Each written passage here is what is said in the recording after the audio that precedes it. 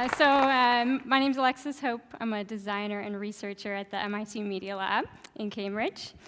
For those of you who don't know it, the Media Lab is an anti-disciplinary research lab kind of at the intersection of art, design, engineering, and technology.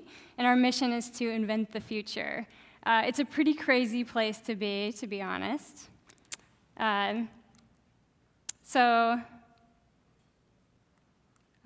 Any given day, I might see my colleagues testing out a new prosthetic limb they built, or composing an opera on a giant future instrument, or just driving around a future urban car concept down the hallways.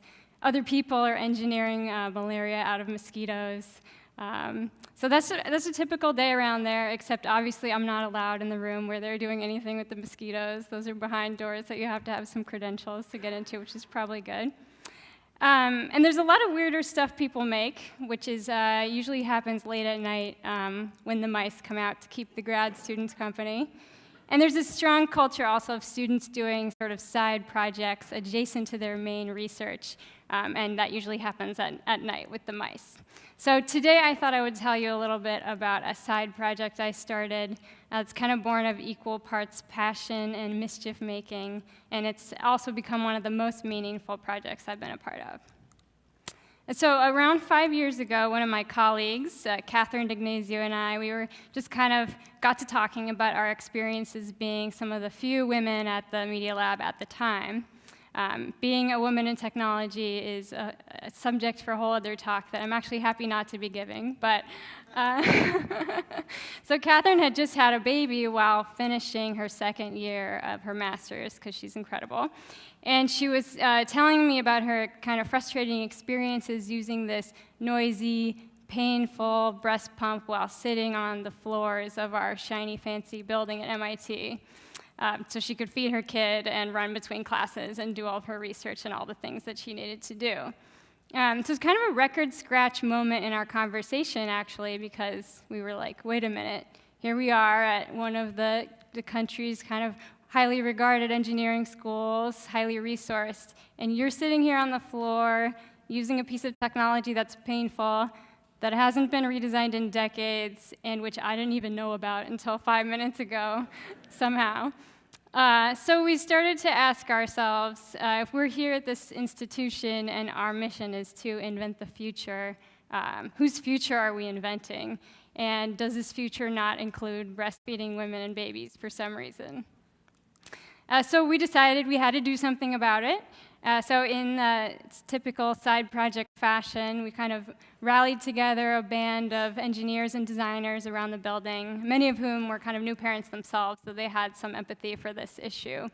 And so we had a workshop where we talked about how we ourselves might build a better breast pump. We posted a blog post with some of our ideas, and then we kind of had a line at the end that said, like, oh, if you have any ideas for improving the pump, email us. So we expected maybe 12 emails or something like that. We got 1,200. So there were so many ideas in there, and detailed ideas, long. People sent us Google Docs with 10-point plans for improving the breast pump. It was amazing. People sent us emails at 3 in the morning when they were out pumping. It was incredible to read through all that. And at that point, we took a pause and kind of realized that maybe this was a conversation and an effort that we should think about opening up to more people. And so the first Make the Breast Pump Not Suck hackathon was born in 2014. It was fun. So probably most of you are familiar with hackathons, but if you're not, it's not really about hacking into computers, but bringing together a lot of people, usually technical folks, around a sort of problem-solving focused event where people build prototypes, eat a lot of pizza, and don't sleep for a couple days for some reason that I still don't understand. So honestly, this ruffled some feathers in the building when we first decided to do it. I think people weren't sure if we were joking. They, in some cases, weren't convinced this was an object that was worthy of innovation, or they were maybe grossed out or made uncomfortable by it. Or in some cases, they didn't even know what a breast pump was, like myself, because I think it's this secret piece of technology that you don't learn about until you might need it. As I said, we like to make a little mischief, and one of our goals was to bring some culture change to our own institution, and so we did it anyway. So we gathered 150 moms, dads, engineers, designers, midwives together for two days in a room to kind of take on this design challenge. And it was a little different than most hackathons. We kept the pizza, but encouraged people to go home and sleep in their own beds at the night. It's good. And I'd never seen so many women or babies at a hackathon before, so it was pretty incredible and inspiring. And it was, in many ways, a huge success. We got a ton of press, because I think the words MIT and breast in a headline is a pretty good lead. People like that. And it also pushed the market to develop some newer and better breast pumps, because we actually partnered with many of them to put this event on. And they were incredibly good sports, I have to say, for engaging in good faith with an event that was basically calling out their product for sucking. So it was great. It was a really transformational event for a lot of people that came, and it really helped push our own culture to consider this topic and women's health technologies more generally as worthy of innovation. So we were happy at first, but then in looking at some of the products that came out to market in the years after 2014, some of those price points were up to $1,000 in some cases, and we realized that this wasn't exactly the future we wanted to invent either. So we kind of came together and we came to this realization that we cannot innovate for the 1%, and we can't innovate just for people who can afford $1,000 pumps. 'Cause if you think about who can afford a $1,000 pump, it's mostly white ladies who mostly have fancy jobs, who might have private places to pump, even paid leave in some cases, and possibly access to a lactation consultant who can help them when things go wrong. And that's not most people. So we believe that good design and innovation doesn't leave out 99% of people, and it centers people who face the most barriers. So our reflections got us right back to the questions that we started with in the beginning. Whose future are we inventing, and who is missing from this imagining of the future? Like, who's not here at the table? And we really began to grapple with the fact that there are so many people who don't have a seat at the table, whose voices are not listened to in the halls of power at institutions like MIT. And so we knew we could do better than we did before. So we really believed that we could bring together a community that reflected a greater diversity of experience and expertise, and that it would be hard work. But it was time for Make the Breast Pump Not Suck version 2.0. So we started to think a lot about equity and a lot about systems, and we recognized that structural racism, classism, and other systems of oppression in the United States have made breastfeeding into a luxury good, where babies from well-off families are more likely to get it, and babies from less well-off families are not. And so for that reason, although breastfeeding is often framed as a public health issue, it's actually an economic and social justice issue as well. So what is framed as a personal choice for many women to breastfeed or to not isn't an actual real choice for many women. So that was an important realization. And we really believed in this quote by our friends at the Equity Design Collaborative. Racism and inequity are products of design. They're intentional structures. They can be redesigned.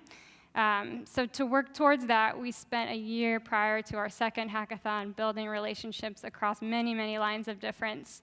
And in particular, we worked with community groups from around the country who are already engaging with their communities on breastfeeding supportive technologies and services and programs. And these are we call them our community innovation teams, and they were key partners with us on actually redesigning the hackathon experience itself for the second time to make it a much better experience for people who are not used to coming to events at places like MIT. And so in the year prior to the event, we also spent a lot of time just listening. So we did a big research project where we interviewed parents of different racial and socioeconomic backgrounds from all around the country, and we produced a book that we launched just prior to the event. And many of the storytellers from the book actually joined us at the hackathon as well, and so they served as key experts in the room. Sometimes they joined teams themselves, but they really just elevated all of the designs that people produced. So that was really wonderful. As we built relationships to make this new community possible, we also did a lot of work thinking about our own identities. We're a team of 6 women. This is us up here. And so we're having these conversations about identity and equity amongst ourselves as a large group. But then the 4 of us white women also kind of realized we needed to do the work to unpack our white identities and privilege a lot more in order to engage in this work. So we started engaging in kind of monthly facilitated discussions around whiteness, privilege, and working across difference. It's had a huge impact on us and on the project, and kind of work on understanding my identity as a designer. It's ongoing, it's never gonna end, non-closure. And it's at times messy and uncomfortable, but it's now a huge part of my practice, and it's something I'm gonna take with me for any projects I work on in the future after this. So even though our team includes a lot of nerds from MIT, we still recognize that focusing on technology alone is not gonna help solve this problem. So about 25% of people who give birth in this country go back to work within 10 days. And this separation does not allow parents to build up a milk supply for their child. It really undermines breastfeeding right from the get-go. So to complement the hackathon, we pulled together a simultaneous convening called Make Family Leave Not Suck Policy Summit. Gotta be on brand. Which brought together policy leaders to hack paid family and medical leave, which is inaccessible in any form to about 85% of women in this country, so it was really important. There's also an art gallery, a product expo, a baby village, a nap room. I could go on, or I could go show you, which I'm going to do. So the second Make the Breast Pump Not Suck festival, and now it's way more than just a hackathon, because we got wildly out of scope in like the best possible way, so we call it a festival now.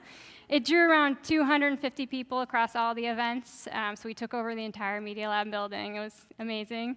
And for about 75% of the people, it was their first time coming to anything like a hackathon. So it was a wonderful chance to be able to totally transform this structure that at this point is kind of traditional. We could really do different and new things, and that was really exciting. So it was a beautiful experience. Not only was it kind of a warm, welcoming, joyful space that also made room for having difficult conversations, some really, really amazing innovations came out of the event as well. Way different than $1,000 breast pumps, and that's because who was in the room was way different than the first time. So I want to show you guys just a clip of the middle of this documentary that we produced about the event. This is kind of like halfway through the event, so I hope it'll give a little flavor of what the experience was like for people who went. I think our community innovation teams are like the highlight. We have 4 community innovation teams coming from Tupelo, Mississippi, Albuquerque, New Mexico, Detroit, and Boston. So Harambe Care is a maternal infant health program. The focus of our design is to ensure that families have access to timely lactation care. We are a nonprofit that works around birth and breastfeeding equity for women of color. What we are designing is a movement, an entire social media platform. We are working on the Lac Pack toolkit, which is an infant feeding toolkit for disasters. Everybody who wanted to had a 60-second opportunity to kind of tell the audience their wonderful idea and invite other people to work with them. I'm a new mother to a 4-month-old. My name is Camille, and I'm her best friend and not a mom. My name is Rachel Lorenzo. I'm one of the community innovation teams, and we have our prototypes of me. And I pumped religiously for 3 months for my quintuplets, carried them full term. So when that nurse told me she threw away the milk, ain't nobody got time for that. I'm excited about what will result and also the partnerships that are formed here and also the friendships and the networking, and hopefully that will continue after this event is over. I really don't know what to expect, actually, because one of the joys and magic of the hackathon is just that lots of people come together with different ideas, and we worked hard to provide whatever materials they might need. So there's going to be a sewing station and a 3D printing station and an electronics workbench and a whole bunch of materials, but I really don't know what people will do with them, and I'm really excited to see what they come up with.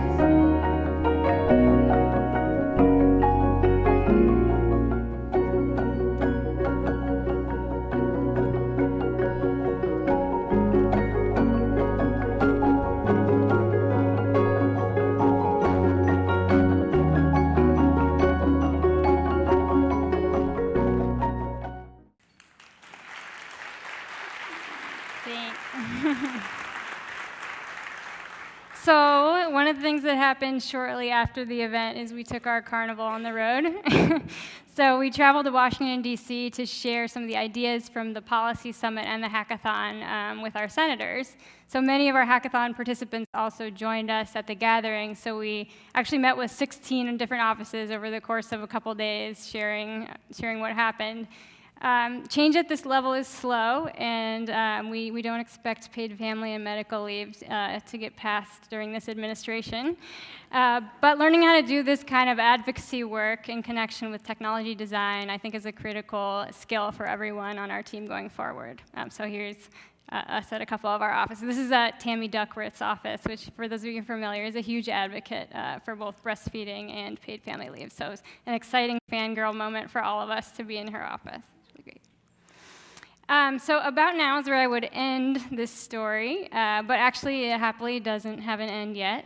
So we've been working on building this community for the past 5 years, and we're continuing to nurture it. Every week we hear new stories of connections that happened at the event and progress being made on various fronts for different projects. So we don't think it's slowing down at all, and we're kind of planning our next moves to figure out what we need to do to help kind of push this community forward, and we're very excited. So my last words are kind of just some of the lessons that this project, that I personally take from this work. The first is that sometimes it's really worth it to kind of take on a side project and see where it goes, even if it distracts you from finishing your PhD, which is my situation. And it's also absolutely worth the effort to work towards transforming yourself and the institutions you're a part of in service of hacking the world to be warmer, more joyful, more just, and more equitable. So thank you, guys.